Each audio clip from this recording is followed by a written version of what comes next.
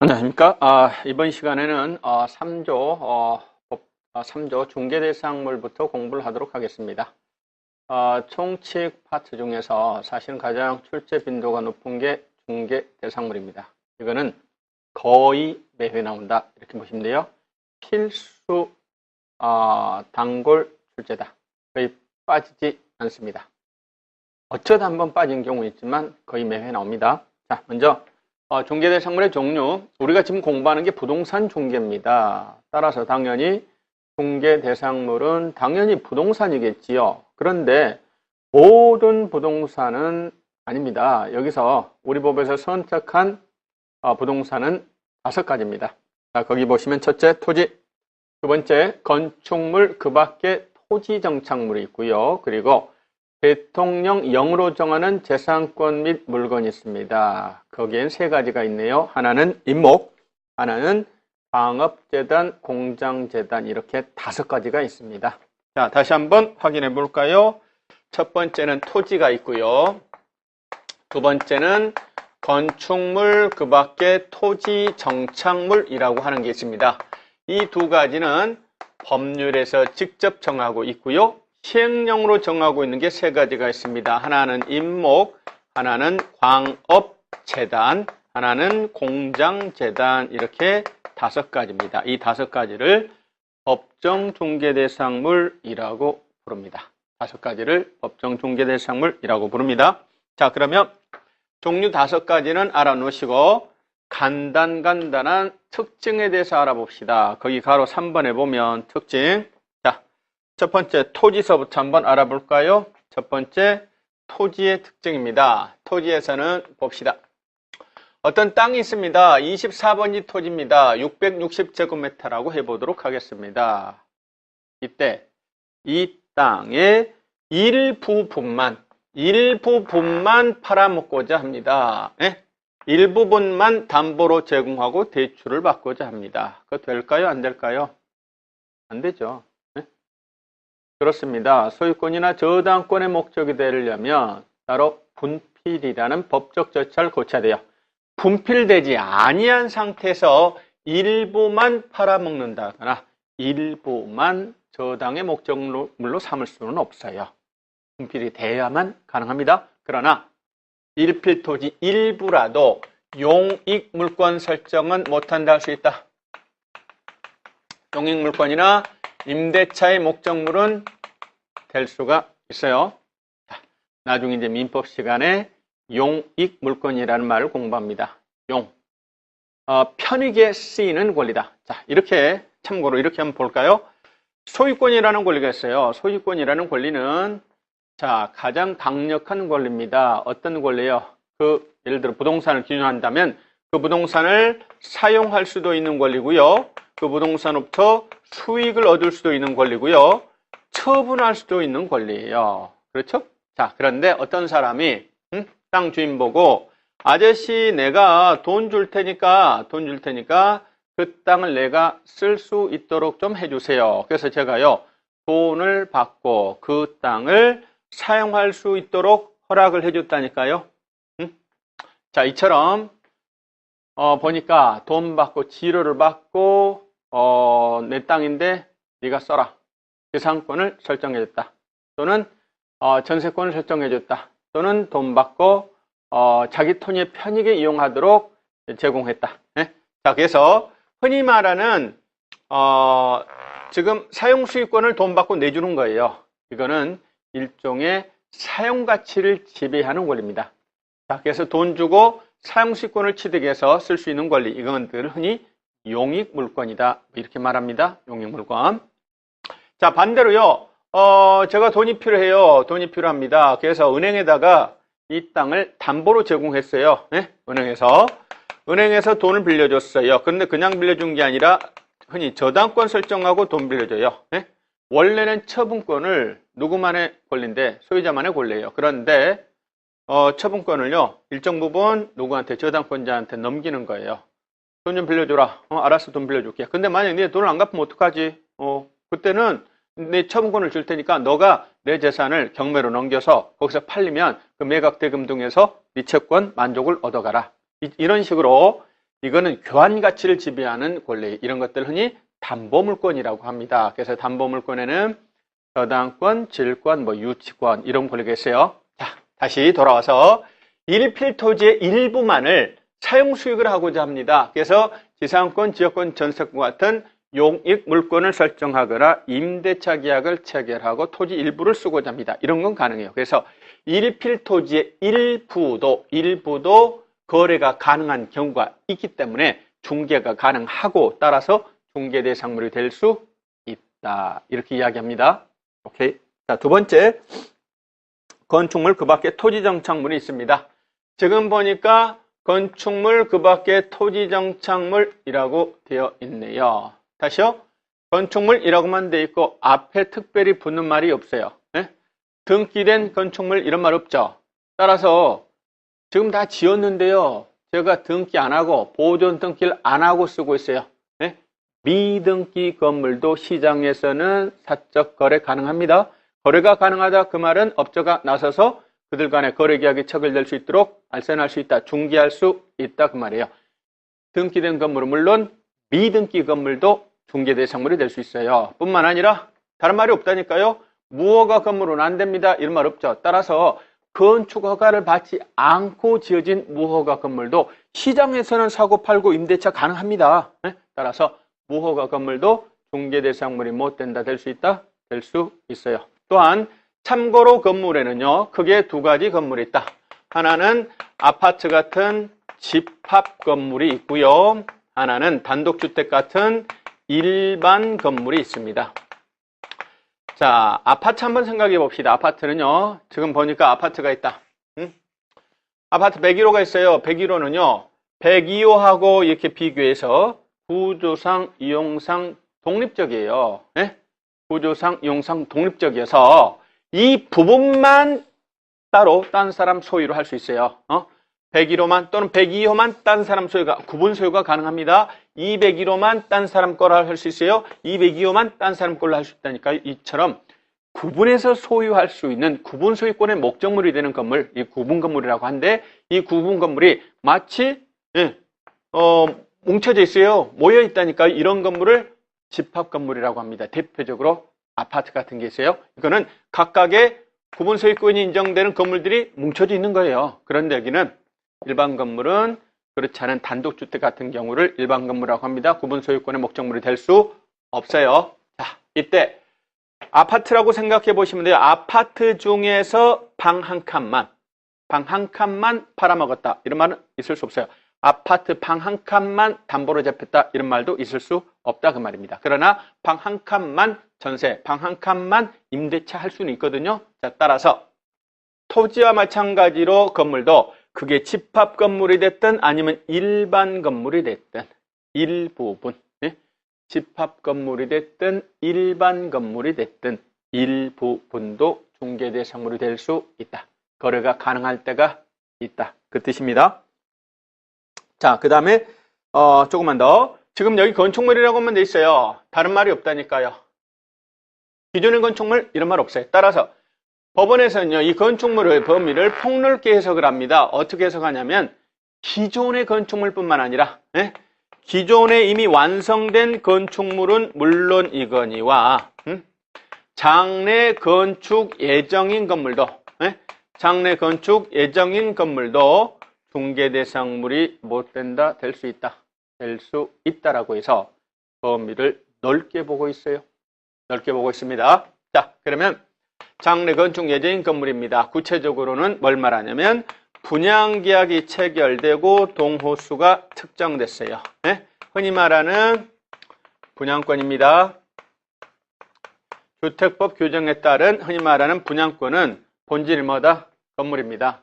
제가요, 청약 신청을 했죠. 당첨이 됐죠.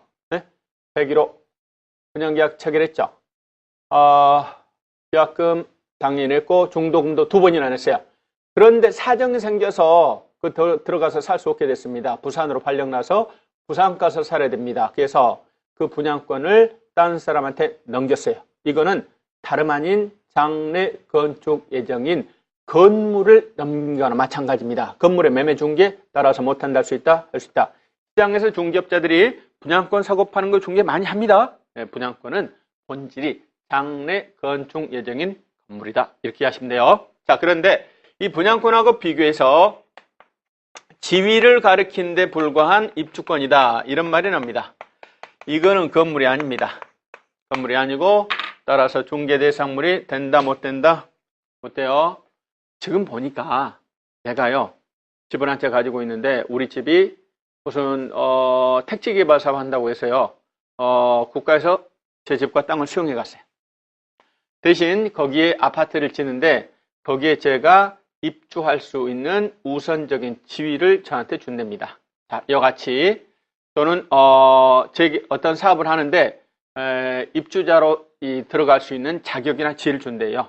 또는 청약저축, 청약예금 뭐 이런 것처럼 바로 즉시 입주할 수 있는 권리가 아니고 나중에 기회가 돼서 신청을 하고 그때 가서 당첨이 되면 분양 예정자로 선정될 수 있는 우선적인 지위를 가리킨 데 불과한 입주권. 네?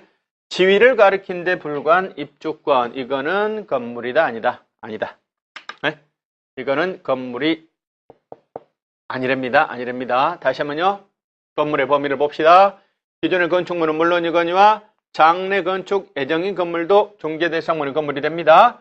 이때 분양계약이 체결되고 동호수가 측정된 분양권은 건물이에요. 중개 대상물이 됩니다. 그런데 바로 즉시 들어갈 수 있는 권리가 아니라 나중에 신청을 해서 당첨이 되면 그때 가서 분양 예정자로 선정될 수 있는 우선적으로 주택을 공급받을 수 있는 자격이나 지위를 부여한 데 불과한 입주권. 이거는 건물이 아니에요. 따라서 중개 대상물이 될 수 없습니다. 자, 이어서 토지 정착물이라고 하는 게 있죠. 건축물은 물론 토지 정착물도 중개 대상물이 됩니다. 자, 거기에 보면 명인 방법에 의한 수목의 집단이다. 뭐 이런 표현이 있죠. 명인 방법에 의한 수목의 집단입니다. 이런 말이 있습니다. 참고로 명인 방법이라고 하는 것이 뭔가를 봅시다. 명인 방법. 명인 방법은 지상물을 토지로부터 분리하지 아니하고 내비둔 채 그 땅 위에 있는 어떤 물건이 있는데 그거를 땅하고 분리하지 아니한 채 토지하고 분리하여 그 자체를 독립한 거래의 목적물로 삼고자 할 때 쓰는 전통적인 관습법상의 공시 방법입니다. 자, 예를 들어서 봅시다. 어떤 땅이 있습니다. 어떤 땅이 있어요. 임야입니다. 그 위에 나무가 자라고 있어요. 그 위에 나무가 자라고 있습니다. 땅 임자는 누구냐면 A씨. 나무도 A씨가 측백나무를 심었어요. 소나무를 심었습니다. 자, 그런데 나무만 처분하고 싶습니다. 조경업자 B한테 나무만 처분하고자 한다 그 말입니다. 나무만. 토지로부터 분리하지 아니한 채 이 양반이 그 나무를 조경수로 쓰려고 합니다. 그래서 나무만 사고 팔았어요. 분리하지 아니한 채 그 자체를 그랬습니다. 그래서 나무 매매 계약을 체결했다니까요. 그래서 나무는 이제 누구 것이 됐습니까? 나무는 B께 됐습니다. 그런데 땅은 누구 겁니까? A 겁니다. 자, 지금 보니까 지금은 나무도 등기를 받을 수가 있어요. 임목에 관한 법률에 따라서 임목 등기를 받을 수가 있습니다. 그런데 옛날에는요, 나무만 등기할 수 있는 방법은 없었어요. 자, 그럼 봅시다. 땅은 누구 건데? A 건데. 나무는 누구 건데? B 건데. 그런데 그게 B나무라고 하는 것을 다른 사람들한테 알릴 수 있는 마땅한 공시 방법이 없었어요. 네? 마땅한 공시 방법이 없다니까요. 그럼 어떡하지? 사람들은 땅이 A 땅이니까 당연히 나무도 A 나무로 알고 막 뗄감으로 써버리고 이럴 거라 그 말입니다. B 입장에서는 저것이 내 나무라고 하는 것을 어떤 식으로든 드러내야 되는데 마땅한 방법이 없다니까요. 자, 따라서 어떤 방법을 쓸 수밖에 없느냐? 그 위에 새끼줄을 치고 노끈을 치고 철조망을 치고 소유자 성명을 표시하는 목차를 박아 놓습니다. 또는 나무 껍질을 깎아내고 수필을 깎아내고 그 둘레에다가 소유자 성명을 표시합니다. 페인트 같은 걸로 써요. 이런 식으로 해서 그 수목 집단 등의 소유자가 누구라는 것을 제3자가 봐서 명백하게 분명하게 인식할 수 있도록 공시하는 일체 방법을 명인방법이라고 합니다. 자, 그러면 실제로는 어디서 명인방법을 볼 수가 있을까요? 그렇죠? 농작물에서 볼 수 있죠. 지금 제가요 배추밭을 가지고 있습니다. A씨가 배추를 키우고 있어요. 배추가 자라고 있습니다. 그런데 배추 장사한테 배추를 밭대기로 넘겼습니다. 이런 말 들어보셨죠? 네? 땅은 A 땅입니다. 그런데 배추 자체는요, 그래요, 중간 상인한테 밭대기로 넘겼다니까요.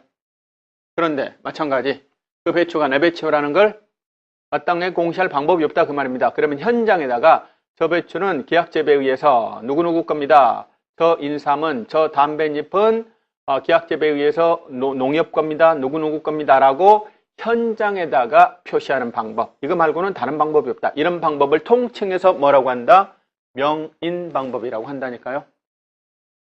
자, 그렇다면은요, 명인방법을 갖췄으면 이거는 비애나무입니다. 따라서 만약에 이 토지가 C에게 팔렸어도 명인방법을 갖추고 있으면 B는 땅임자 C에 대해서 내 나무라고 하는 걸 주장할 수가 있다 그 말이에요. 그러나 만약에 그런 방법을 전혀 갖추지 않았다면 새로운 소유자 C에게 대항할 수가 있다 없다? 없다. 그렇습니다. 이와 같은 명인방법이라는 관습법상의 공시방법을 갖춘 20개 집단도 소유권의 목적이 돼서 중개대상물이 될 수 있습니다. 그렇습니다. 그런데 세차장 구조물입니다. 이 토지 정착물이라는 말은요, 말 그대로입니다. 토지에 정착하고 있는 물건이고요. 쉽게 움직일 수가 없어야 돼요. 그 땅에 붙어서 사용되는 것으로 인정되는 것, 이런 걸 우리가 토지 정착물이라고 합니다. 토지 정착물은 우리 민법에서 공부하듯이 대표적으로 부동산에 속합니다. 부동산이라면 민법에서 토지 및 그 정착물이라고 정의하거든요.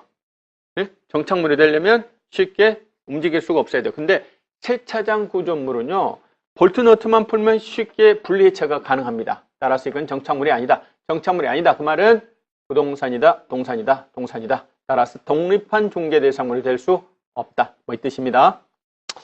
자, 그 밖에 대통령령이 정하는 재산권 및 물건에서 임목과 공장재단과 광업재단이 있습니다. 임목과 공장재단, 광업재단이네요. 근데 사실 임목이나 공장, 광업재단을 취급하는 경우는 실제로 거의 없어요. 그래서 사실은 어디까지만 알아두면 충분하다. 임목도, 공장재단이라는 것도, 광업재단이라는 것도 중개대상물이 된다더라. 그리고 얘네들은 소유권과 저당권의 목적이 된다더라. 사실 여기까지만 알면 되지. 우리가 굳이 임목에 관한 법률을 들들들 파서 또 공장 및 광업재단 저당법을 깊숙이 공부해서 공부할 필요까지는 없다. 특히 지금 단계에서는 필요가 없다. 나중에 좀 더 내공을 쌓아서 임목 공장 광업재단에 대해서 알아봅시다. 왜냐하면 출제빈도가 그렇게 높지 않고 뜸하거든요. 자, 그래서 이거는 이것도 중개대상물이 될 수 있다더라. 소유권과 저당권의 목적이 될 수 있다더라. 여기까지만 정리하시면 됩니다. 자, 그러면 중개대상물이 될 수 없는 것 등에 대해서 한번 알아봅시다. 자, 먼저 중개대상물이 될 수 없는 것 등에 대해서 알아보는데 첫 번째는요, 아닌 것이라고 해볼까요? 아닌 것. 중개대상물이 아닌 것은 말 그대로입니다. 이 5가지 외의 것들은 이다 아니다. 아니다. 그렇죠? 5가지 외의 것들은 이다 아니다. 아니다. 자, 따라서 이 5가지에 속하지 않습니다. 동산 풀어서 갑니다. 풀어서 갑니다. 쌀, 책상, 의자 이런 것들 아니겠죠? 또는 금전 아니겠죠? 또는 뭐 상가 권리금 이런 것들은 이다 아니다. 아니다. 네? 5가지 외의 것들은 이다 아니다. 아닙니다. 아닙니다. 자, 그리고 선박 또는 항공기 또는 뭐 건설기계 뭐 이런 것들도 아닙니다. 참고로 선박 또는 항공기 또는 건설기계 옛날에는 중기라고 불렀어요. 지금 이제 건설기계라고 부릅니다. 대형 덤프트럭 또는